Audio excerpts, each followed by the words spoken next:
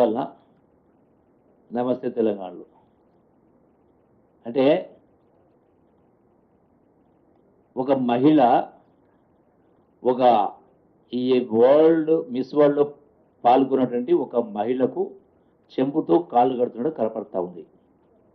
ఇదేం దాచిపెడతలేదు. మొత్తంగా అక్కడికి 33 మంది వెళ్తే 32 మంది వాళ్ళ కాళ్ళు వాళ్ళే గడుక్కున్నారు. ఎవరు గడగలే. ఒక ఆమెకు చెంపిచ్చింది. ఆ మహిళా సంఘంలో ఉంటే చిన్న ఎవరో మహిళ చెంపిస్తే ఆమెకేం అర్థం కాక చూస్తూ ఉన్న సందర్భంలో, అంటే కొందరు తెలియదు కూడా, అంటే మన సంప్రదాయ సంస్థ తెలియదు. అప్పుడు ఆ టైంలో అక్కడ ఉన్న మహిళ చెంబుతో కాళ్ళు కడిగింది. అంటే ఇది ఒక సంఘటన.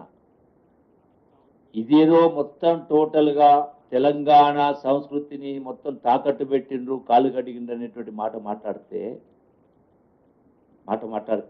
ఈ అంశాలు చూపించి మరి గొప్పగా చదువు నుండి ఐఏఎస్ అధికారి కేసీఆర్ కాళ్ళు కడిగినప్పుడు కాళ్ళు కడగమని చెప్పిండు ఆ కేసీఆర్ వెంకటరామరెడ్డికి? ఒక ఐఏఎస్ ఆఫీసరు, రాష్ట్ర ప్రభుత్వ ఉన్నతాధికారి కేసీఆర్ కాళ్ళు కడిగినప్పుడు చెప్పిండా కేసీఆర్ కాళ్ళు కడగమని? రాష్ట్ర ప్రభుత్వం చెప్పిందా? ఆమెకేమో తెలియక, ఈమెనేమో ఓ మహిళ అమాయకత్వం. గ్రామాలకు వెళ్ళినప్పుడు మేము ఎన్నోసార్లు చూసాం. మేము వాళ్ళని ఓదారుస్తూ ఉంటే చాలా సందర్భాల్లో కొందరు వచ్చి బలవంతంగా కాలు మొక్కే కార్యక్రమం చేస్తారు. అంటే అది అమాయకత్వం కావచ్చు, తెలియంతనమో, పేదరికమో, వ్యవహారం కింద తెలియకం. దీన్ని పట్టుకొని ఇది ఇంత గొప్పగా ఘనంగా నిర్వహించినటువంటి యొక్క కార్యక్రమాన్ని ఏ విధంగా ప్రజలలో పలుచన చేయాలనే ప్రయత్నంలో బాగా చేసేది కాకుంటే ఇంత దుర్మార్గంగా మాట్లాడతారా? అసలు మీరు మనుషులేనా? ఇదే తమిళనాడులో చాలా సందర్భాల్లో రాష్ట్ర ప్రగతి కోసం అన్ని పార్టీలు ఒకటే చేసే కార్యక్రమం చేస్తారు, సహకరిస్తారు. ఇంత గొప్పగా ఎన్నో రాష్ట్రాలు పోటీ పడ్డాయి ఈ యొక్క ఈవెంట్ను నిర్వహించడం కోసం, ఎన్నో దేశాలు పోటీ పడ్డాయి.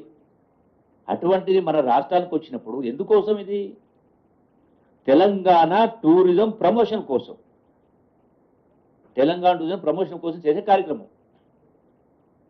ఇలా ప్రపంచాన్ని ఇక్కడ రప్పించి అతి తక్కువ అసలు ఖర్చు లేకుండా చేసినప్పుడు మరి వీళ్ళు ఏ విధంగా విమర్శిస్తూ ఉన్నారు? నేను వీళ్ళని ప్రశ్నిస్తూ ఉన్నా, బీఆర్ఎస్ నాయకుల్ని, మాట్లాడిన వాళ్ళను. 2016-17 సంవత్సరంలో ఈ టూరిజం ప్రమోషన్ కోసం 27,84,00,000 ఖర్చు పెట్టింది. ఒక సంవత్సరము టూరిజం ప్రమోషన్ కోసం బీఆర్ఎస్ ప్రభుత్వంలో 27,84,00,000 టూరిజం ప్రమోషన్ కోసం ఇతర దేశాలకు పోయి కావచ్చు, టూరిజం దానికి సంబంధించి 2017-18లో 19 కోట్లు ఖర్చు పెట్టింది. 2018-19లో 15,53,00,000, 2019-20లో 11,09,00,000 ఖర్చు పెట్టింది. ఇట్లా చూస్తే మొత్తం వాళ్ళ పరిపాలనలో టూరిజం ప్రమోషన్ కోసం, ఇతర దేశాలకు పోయిన ట్రిప్పుల కోసం 115 కోట్లు ఖర్చు పెట్టింది. మరి ఇక్కడ మీరు 115 కోట్లు ఖర్చు పెట్టి ఇప్పుడు అడుగుతా ఉన్నారు కదా, ఎన్ని ఉద్యోగాలు వస్తాయి మీరు అడుగుతా ఉన్నారు కదా. ఇప్పుడు ఈ కార్యక్రమం చేసి ఎన్ని ఉద్యోగాలు వస్తాయి, ఎంత ఆదాయం వస్తాయని మాట్లాడింది కదా. మరి మీరు ఇన్ని సంవత్సరాలు ఇంత ఖర్చు పెట్టి ఎన్ని ఉద్యోగాలు తెచ్చిండ్రు? ఎంతమందికి ఉపాధి కల్పించిండ్రు? మీరు అడిగిన ప్రశ్న నేను అడుగుతా ఉన్నా కదా. అంటే ఇది ఒక్క రోజులో వచ్చే రిజల్ట్ కాదు. అంటే టోటల్గా ఇంత గొప్ప మనకున్నటువంటి వనరులు కావచ్చు, మనకున్నటువంటి దేవాలయాలు కావచ్చు, కట్టడాలు కావచ్చు, ప్రాచీన శిల్ప సంపద కావచ్చు, హెరిటేజ్ బిల్డింగ్స్ కావచ్చు, వీటన్నిటి కూడా ప్రపంచ దృష్టిని ఆకర్షించే కార్యం చేస్తాం.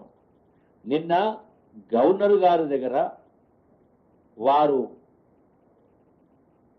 హై టీ అరేంజ్ చేసింది.